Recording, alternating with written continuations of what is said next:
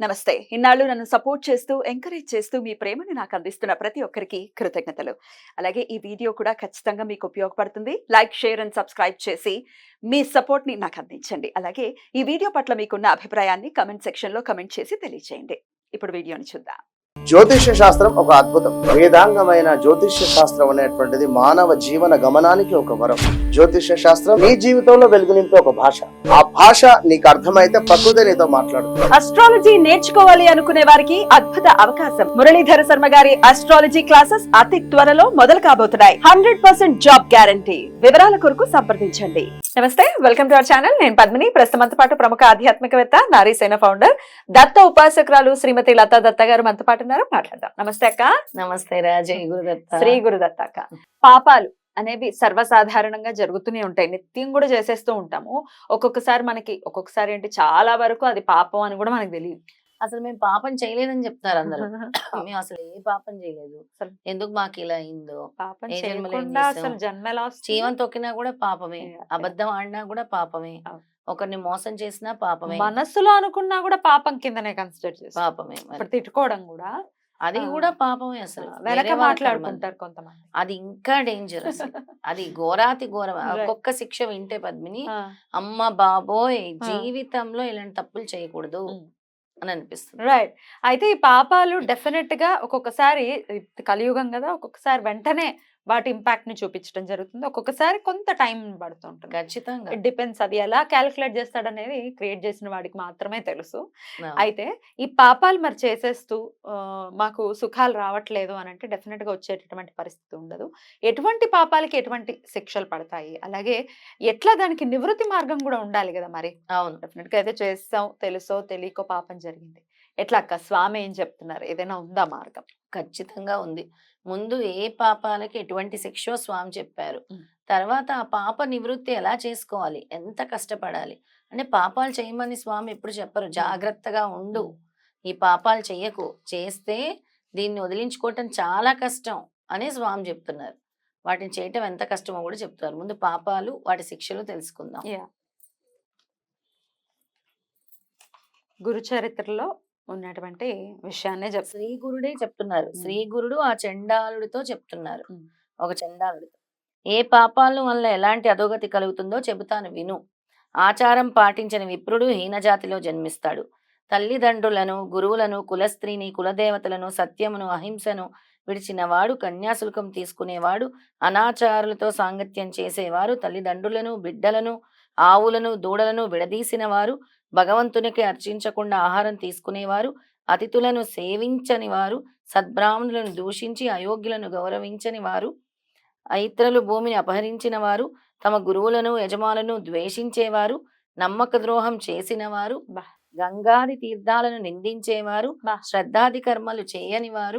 Neat గా లేదు నదులను అంటూ ఉంటారు ఆ పెద్ద వీళ్ళు. మరి నీట్ గా లేదు అంటే మరి చేయాలి కదా, మీరు మీరు చేయాలి చేయొచ్చుగా. కదా. ఇప్పుడు అందుకే అంటాం, దత్తక్షేత్రాల్లో కూడా మాట్లాడకూడదు, వెంటనే తప్పు అని అంటూనే ఉంటాం. నేను అందుకే వెళ్లే ముందు చెప్తాను, శాస్త్రం తెలియకుండానే వైద్యం చేసేవారు, శుద్ధమైన వేద మార్గం విడిచి మంత్ర ప్రయోగం చేసేవారు, గురువు అంటే మానవుడేనని చెప్పి వారి తప్పులించేవారు, గురునింద విని సంతోషించేవారు గురునింద విని సంతోషించేవారు, శివకేశవులు వేరన్న భేద బుద్ధితో దేవతలను నిందించేవారు. కొన్ని యూట్యూబర్స్ కి ఏమవుతుందో జీవితం. అసలు జీవితం ఎప్పటికీ పాపం పరిపక్వం అవ్వకూడదు. దీనికి మాత్రం అదొక్కటి చెప్పకండి అక్క. శివకేశవులకి అభేదం చూపించే వాళ్ళ గురించి మాత్రం చెప్పకండి.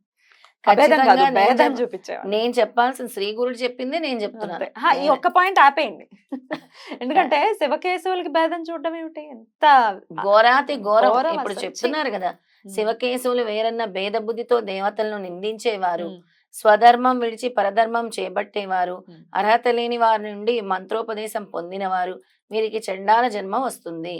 గురువును, కుటుంబాన్ని విడిచిన వారికి ఘోరమైన వ్యాధులు వస్తాయి. ఇతరుల రహస్యాలను, పాపాలను బయటపెట్టి చాటిన వారికి గాసిపింగ్. ఇతరుల రహస్యాలు, రహస్యాలు. పాపాలను అంతే. బయటపెట్టి చాటిన వారికి జన్మాంతరంలో గుండె జబ్బు వస్తుంది. అలాగే గర్భస్రావం చేయించుకున్న స్త్రీ మరుజన్మలో గొడ్రాలవుతుంది. లేకుంటే ఆమెకి పుట్టిన బిడ్డలందరూ చనిపోతూ ఉంటారు.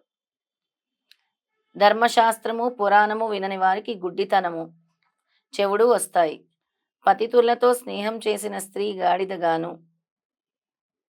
గాడిదిగా పుడుతుంది. గాడిదగా. బ్రహ్మహత్య వలన క్షయరోగము. ధర్మ విరుద్ధమైన రతి వలన కుష్ఠిరోగము. నమ్మక ద్రోహం వలన అన్నద్వేషము అజీర్ణము కలుగుతాయి. ఇతరుల సేవకుల మనస్సులను విరిచి వారి చేత తమ సేవ చేయించుకునే వారికి చెరసాల ప్రాప్తి కలుగుతుంది. జైళ్లలో పుణ్యకర్మలను నిరసించేవారు, వారి మాటలు నమ్మిన వారు, అంటే నిర్వహిస్తారు కదా పుణ్యకర్మ. హేతువాదులు ఉన్నారు. హేతువాదులు ప్రజాహితకరమైన కర్మలైన చెరువులు, బావులు, తోటలు, మార్గాలు, యజ్ఞాలను ధ్వంసం చేసేవారు, ఏకాదశి మొదలైన వ్రతాల్లో పగలు భుజించేవారు, దానమిచ్చి దాన్ని తిరిగి తీసేసుకుంటూ ఉంటారు కదా, స్వీకరించేవారు. ఇచ్చినట్టే ఇచ్చి రూపాయి ఇచ్చి మళ్ళీ వెనక్కి తెచ్చుకుంటూ ఉంటారు. ఇచ్చిన మాట తప్పేవారు. అందుకే మాట ఇవ్వకూడదు ఎప్పుడైనా. మాటకంత శక్తి ఉంటుంది.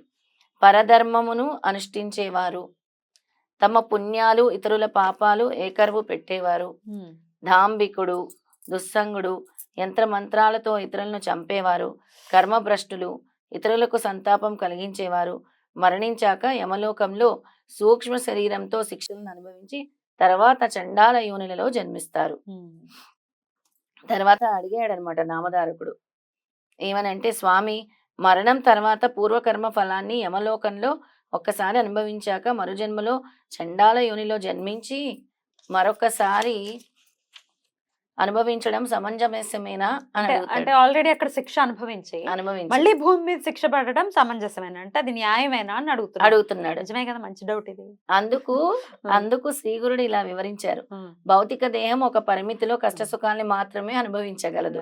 అందుకే దాన్ని మరణావధి శరీరము లేక పతనావధి శరీరం అంటారు.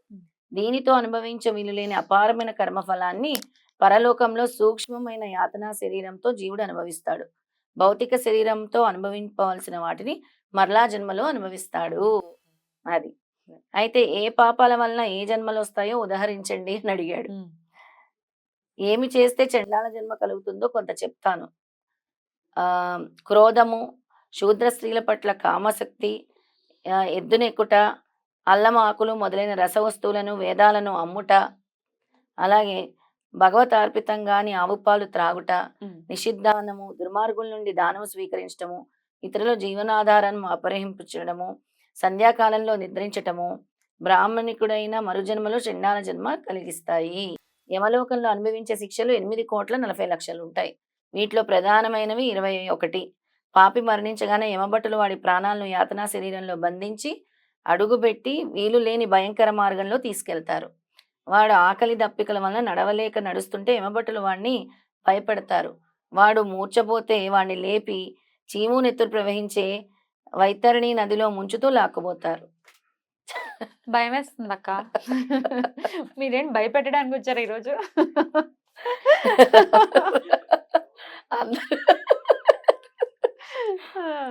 పెట్టండి. అందుకే చెప్తున్నారు దత్తుడు ఏంటి, జాగ్రత్తగా ఉండండి కలియుగంలో అని చెప్తున్నారు. ఇలా యమలోకంలో శిక్షలు అనుభవించాక వాడు భూమిపై జన్మిస్తాడు. లేక వాసనా బలం వలన భూతంగానో ప్రేతంగానో ఉండి శిక్షను అనుభవిస్తాడు.